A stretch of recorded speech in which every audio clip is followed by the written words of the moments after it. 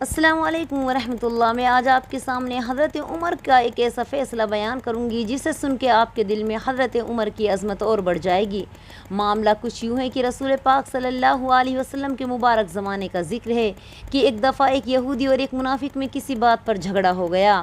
منافق اس شخص کو کہتے ہیں جو اپنے آپ کو مسلمان ظاہر کرے مگر دل میں اسلام اور مسلمانوں کا دشمن ہو۔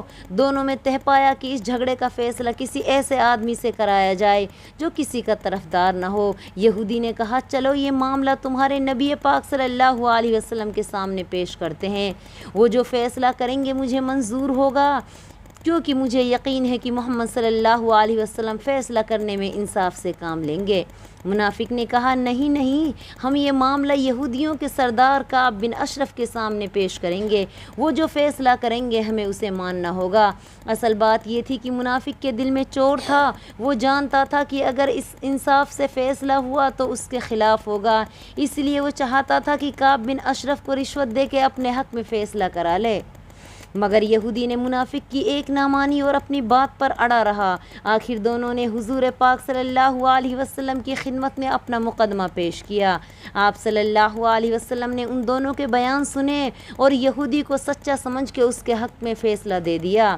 اب وہ حضرت عمر کے پاس پہنچے اور یہ معاملہ ان کے سامنے پیش کیا۔ ساتھ ہی یہودی نے کہہ دیا ہم دونوں آپ کے نبی پاک صلی اللہ علیہ وسلم کے پاس گئے تھے، انہوں نے میرے حق میں فیصلہ کیا ہے مگر یہ شخص اس فیصلے کو ماننے کو تیار نہیں۔ حضرت عمر نے منافق سے پوچھا کیا یہ یہودی جو کہہ رہا ہے سچ ہے، ٹھیک ہے؟ اس منافق نے کہا یہ ٹھیک کہتا ہے، ہم حضور پاک صلی اللہ علیہ وسلم کے پاس گئے تھے، حضور پاک نے فیصلہ ان کے حق میں کیا ہے مگر میں چاہتا ہوں کہ اس معاملے کا فیصلہ آپ کریں، مجھے یقین ہے آپ ٹھیک فیصلہ کریں گے۔ حضرت عمر فاروق رضی اللہ تعالی عنہ نے فرمایا ذرا ٹھہرو میں ابھی فیصلہ کیے دیتا ہوں۔ یہ کہہ کر حضرت عمر اندر گئے اور تلوار لا کر یہ کہتے ہوئے اس منافق کی گردن اڑا دی میرا فیصلہ یہی ہے۔ پھر آپ نے فرمایا جو شخص مسلمان ہونے کا دعویٰ کرے اور اللہ کے رسول کے فیصلے کو نہ مانے اس کی سزا یہی ہے۔